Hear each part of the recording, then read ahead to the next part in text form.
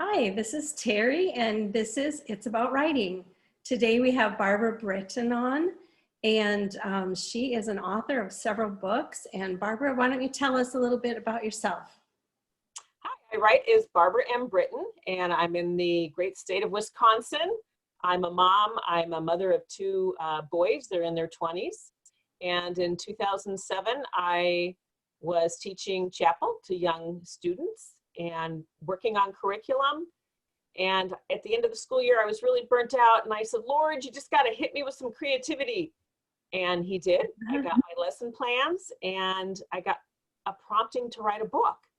And in 1 year, I finished that book and I said, uh-oh, what do I do with it? And so since then, I've been writing stories, and my fourth manuscript was picked up by a Christian publisher in 2015.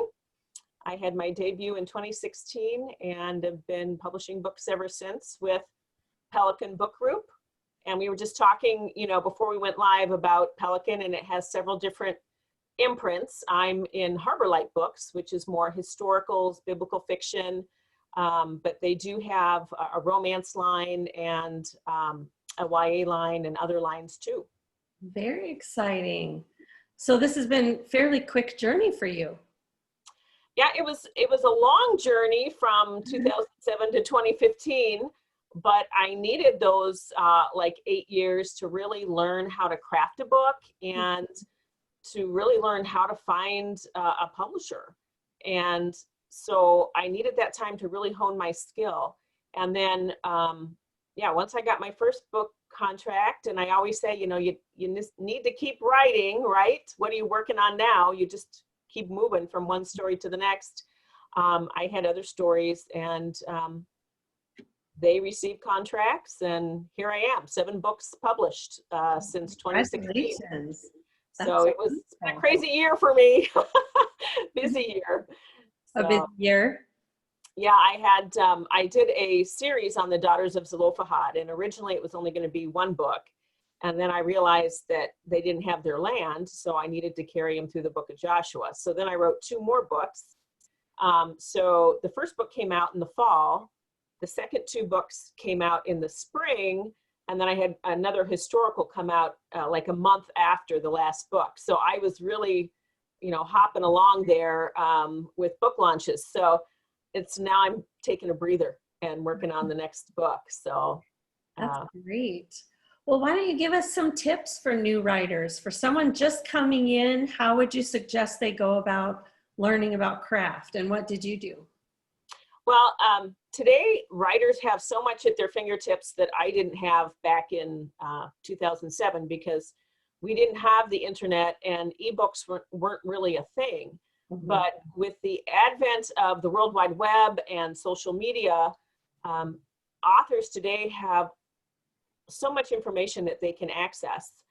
So what I did after I finished my first book, I had no idea what to do. And I went to a local university that had a publishing class on a Saturday. And I was told that I needed to attend writing conferences to learn about the craft of writing. And so the first thing I did, there was a writing conference coming up in Madison, Wisconsin, and I went there. But today, they're having virtual conferences now that you can just go to virtually. You don't have to travel, and learn about different things such as character goals and motivations, and how do you begin your novel and when does it end? So just the learning process of what needs to go into a book, how to edit your book, because once you're done with that first draft, you have to edit it. Right. So there's a lot of information. Now, you don't necessarily need to travel to a conference. You can learn about that by following literary agents on Twitter, or following Christian writing blogs or writing blogs in general.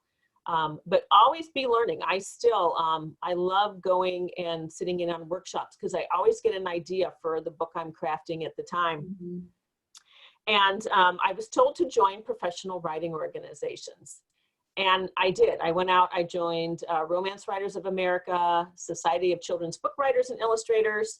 And at the time, I had no idea I was writing biblical fiction. We had talked, I thought I was writing Bible-themed YA for the general market. Yeah. Once I got a Christian publishing contract, I joined American Christian Fiction Writers.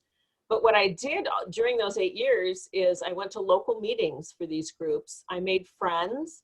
I was an area contact. I was a board member. And I really just got to meet a lot of writers. And that was invaluable, just learning the lingo. I mean, as writers, we can sit there and we can talk about query letters and proposals and partials and fulls and R&R, and people look at us like, what are you talking about?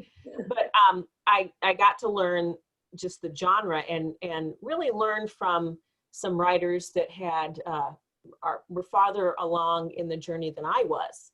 And that's where I found critique partners and beta readers. And I actually say that I came in the back door of publishing through a mentoring program, but I wouldn't have even known about that mentoring program except a friend I made in a local writing group emailed me about the program. So it helps when you get to know other writers. They know you, they know what you're writing, and you never know where that's going to lead. And we all know that this publishing world is filled with rejection. So I sold my 4th manuscript. So I had written 3 other manuscripts, and I had been sending out query letters. I probably got 50 to 60 rejections on each book. Wow. So that's a lot of rejection. There's a lot of rejection in this business. And so it was nice to have writer friends and people that knew what I was going through and could encourage me along the way, because, rejection's hard. We love our characters, we love our stories. And when we hear no, or that people don't like what we're writing, it can get very discouraging. So I really needed that encouragement from the professional writing organizations. And then when you go to launch a book, you have authors and friends that can help you with that as well. And just little tips that you learn, when you're hanging out with writers. One of my critique partners, she mentioned, because writing is a business. So after I started having like 1 manuscript finished and was querying for the second one, I wanted to be able to take, expenses off my taxes as a business. And so I decided to keep track of everything I was doing every day for my writing business. So I got a planner. And as you can see, every day, if I am working on chapter 21, or if I'm working on social media, anything that I'm doing with my writing, typing, editing, I put that on that planner, so that if anyone would say, oh, you're not a business, I can say every day I'm doing something for my writing business, for my books. So it helps to look at this like a business, even though it's fun. We look at it like a business. And, what I would tell people too is, if you want to publish someday, then start saving a little money for your book launch. Not everyone is going to be able to be launched by a big 5 publisher that has a lot of money to put behind a book launch or marketing. And so you have to kind of learn how to launch a book. And that's where writing organizations, the internet, all that can really come in handy, because you as a writer will probably want to, and I think I have a few of them here, probably want to purchase your own bookmarks, to hand out to readers. And anytime that you do a blog or a giveaway, you have to purchase a book or you have to mail it. And so expenses do come into play when you're talking being an author and having a business. And so, you're the best marketer of your book, and you need to have a little money stashed away, especially if you're going to indie publish. I'm traditionally published, but I still spend money on bookmarks and postcards and mailing out books. But if you indie publish, you need to have that little stash, because you're going to have to do cover design and formatting and getting an editor. And there's a lot of expenses involved with putting a book out into the world. Right. So how many times did you send out like queries, or did you send out your manuscript, do you think, like before it was accepted? Well, at first, I would query and I would probably get a lot of rejection. I Mhm. knew I was getting to be a better writer when I would send out a query and then I would get a request Mhm. for the full. I mean, when I got my first full request, I think I was like, woohoo. And then I knew, okay, this story has something special. Um, but as I said, I had probably over 200 rejections, and some of those had read a partial of the book, and some of them had read a full. But yeah, this business comes with just a lot of, uh, Right. you know, people. It's subjective, right? Someone's looking for a certain trope or a certain type of book, and that might not be what you're writing at the moment. In Right. fact, one of my books, my last book that I launched was Until June, which is historical Christian fiction. And that was actually the second book I wrote, and I couldn't sell it. And I worked on it over the years because it was a family favorite. And my son emailed me and said, "Mom, somebody stole your book idea." And I was like, "What?" And No. no one wants to hear that. Um, so I looked up, he had seen a movie trailer for Me Before You. And so I looked at Me Before You, and it's a romance trope with a caregiver and a quadriplegic man, but it ends tragically. And I said, well, this isn't my story. My story has a happily ever after. But I Mhm. have a wounded warrior and I have a caregiver. And so I said, well, maybe that's a trope that's coming back into popularity. And I Yeah. sent that to my publisher and had a book contract for it. But that was a book, I wrote years ago. Yeah. So you never know what's going to be, in vogue. So never throw manuscripts away. Um, Yeah. so, biblical fiction, can be a hard genre to sell. But if you have a passion and God places, this desire on your heart to write a certain story, then go ahead and write it because, it'll sell eventually. Yeah, You sooner or never, later. never know God's timing. And, I do pray a lot. I pray for my writing. I pray God would bless my stories. And I just have a lot of fun, writing biblical fiction, writing that historical fiction. Until June actually came from an idea from a cruise ship excursion that I went on to Alaska for my 20th wedding anniversary. Oh, wow. So you never know where story ideas are going to come to you. Mhm. I'm always looking for a good storyline. Yeah. Well, so for brand new writers, how did you find out where to send, where to submit? Your Back in the day, I used to have to buy a book called Writer's Market, which Mhm. had all the different publishers. Today, you can Google like small Christian publishers or top 5 Christian publishers. Um, and if you follow enough Christian literary agents on Twitter or get involved in enough groups, I know for the general market, they have an manuscript wish list, MSWL hashtag, Oh, okay. where agents can go on and put what they're looking for. And so a lot of time you just find out what people are looking for, where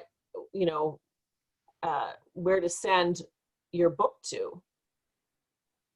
That's really neat. I actually didn't know about that one. So that's So, good. And then how many would you send out at a time, do you think? well, they always say, send out 5 query letters to your top 5 and then wait and see, and then send out 5 more.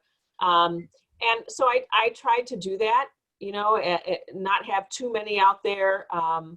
and see what was going on. If you send out a query letter, you don't get many responses to it, you might have to look at it or have a friend look at it because maybe the query letter isn't written that well, and maybe you can write it better. I used to look at a website called Query Shark about what makes a query letter good, and but you know, that's where having writer friends and being part of a writing community helps, because you can shoot them your query letter and say, hey, can you read this and tell me what you think? What do I need to tweak? So that's a big help to have other eyes on your work. Right. To know that you're going down the right trail. Right. I think how you write the query letters really critical, because you could be a wonderful fiction writer, but if your query doesn't attract their attention, they'll never know. Right, right. You know, so the query letter, just like proposals for nonfiction, and even now publishers want proposals for fiction, you kind of have to know how to sell your book and sell your trope and why this book is better than anyone out there for them to purchase. Right, right. So let's see, for what would you say, like a new writer just starting in, what would be important, do you think, for them to do to start building a platform? Yes, when I started, you know, there was no social media or platform. So I would definitely say do a Twitter page, profile, and start following literary agents, start following publishers. I know twice a year there's a faith pitch on Twitter that you can kind of put out a blurb about your book, and agents and editors look for it. So that's a way to get your work out there. And there's a lot of literary agents that post blog information, just information on the publishing biz. So I would say definitely be on Twitter. People say, oh, Twitter's so mean, but you know what? If you stay off political sites and other sites and just focus on your writing business and writing books, it's a very nice place. It can be. And right. so I would do also on Facebook, you can do a business page. And so I would do a business page on Facebook and, you know, talk about your writing and get information out there about, you know, maybe you're into cooking and you can put recipes on there, or talk about how you're progressing in your career. So a Facebook page helps. A lot of people are on Instagram. You know, if you like to take pictures with your phone, Instagram is easy and can get you a following. So there's ways you can start to build a platform, even with being part of local writing groups. You know, that is part of your platform. If you know, you're the vice president or president of a local group, you know, it's part of platform because people know you. But I would definitely, I mean, a lot of people say, should I start a newsletter? And it's kind of hard when you don't have a book contract or anything to start a newsletter, because what are you going to talk about? I think I started my newsletter about a year after my first book came out. And so I put out a newsletter now once a month. And it's about my writing, it's about my life, it's about recipes, it's about health. It's, you know, a lot of what, you know, what I like to talk about in my daily life.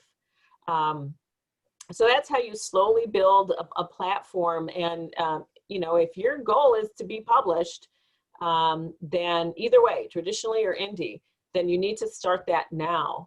Because, you know, publishing, they want to make money. It's a business. So if your manuscript is very good and someone else is equally as good, but they have a 20,000 person platform and you don't have one, it's a numbers game. So the other book with the 20,000 people that might buy it, that one's going to get preference with everything being equal. So yeah, so slowly but surely, one by one, that just builds your platform over the years. Yeah.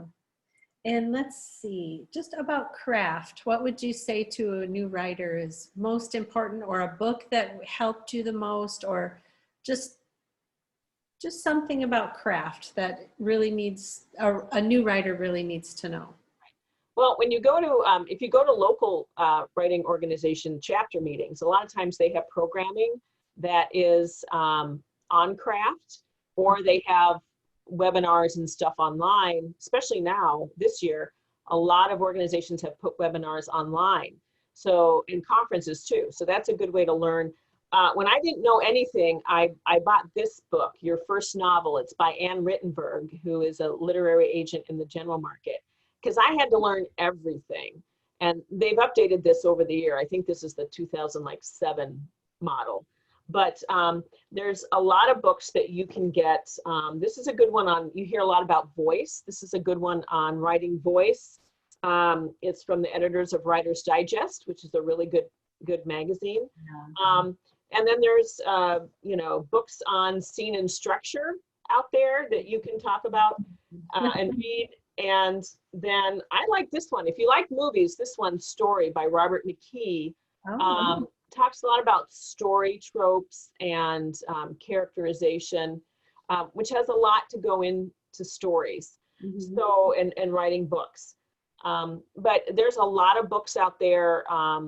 There's so many of them, but you know, if you follow some writers and authors that you like on social media, a lot of times they're putting out books, because more and more authors are writing books. So if you have an author that's a favorite, chances are they have a book out there, or they'll give some information, especially if they blog. They'll give a lot of good information on blogs.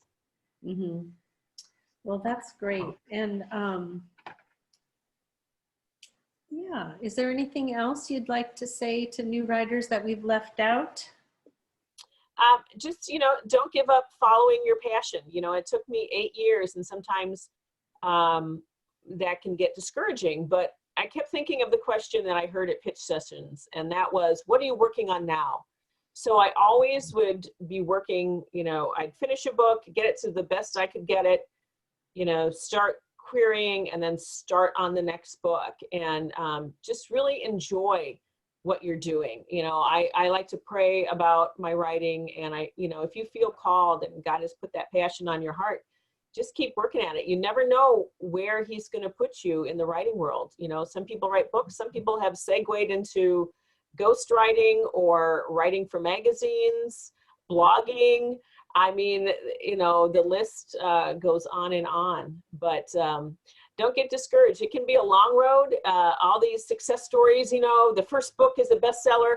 That's kind of 1 in a million. I mean, a lot of people, you know, you have to kind of, let the say, practice makes permanent. You have to kind of keep doing it to really have it be second nature. Right. And enjoy the journey, make friends, and then enjoy their success. And then eventually they'll enjoy your success as a writer. Yeah. Well, thank you so much. Why don't you share some of your books with us? Oh, as I said, I was busy last year. I put out a series on the Daughters of Zelophehad, which was new to me. So Lioness came out in October, and this is a Carol Award finalist. Tells the story of the daughters' big ask for land. And then I realized they didn't have their land. So I took them through the book of Joshua with Heavenly Lights, is Joshua 5-8. And then Claiming Canaan, the girls actually get their land, and wrap up the sisters and all their love interests in their families. So yeah, the Bible never ceases to amaze me. I'm always discovering new stories, and I love to bring them to people and have them discover scripture as well. That's great. And you have a new one that's different, right? That was until June. That one came out in June, actually, as an ebook, and August in print. And that was the one on my 20th anniversary. We went to the Taku Glacier Lodge, and I heard about a man and a woman staying there, and they were shut off from society during the winter. And I said, a man and a woman alone in a lodge. And that just got my brain going on a story trail. So what better romance? yeah, it has a little romance at the end, but so yeah, you never know when a story idea is going to start gaining ground in your head. Right. Well, thank you so much, Barbara. I will put all of your links that you sent me right below the video, and it was just so nice talking to you, and I hope that you've encouraged everyone as much as you have encouraged me. I hope so. Thank you, Terry. Hope everyone enjoys it. Thank you.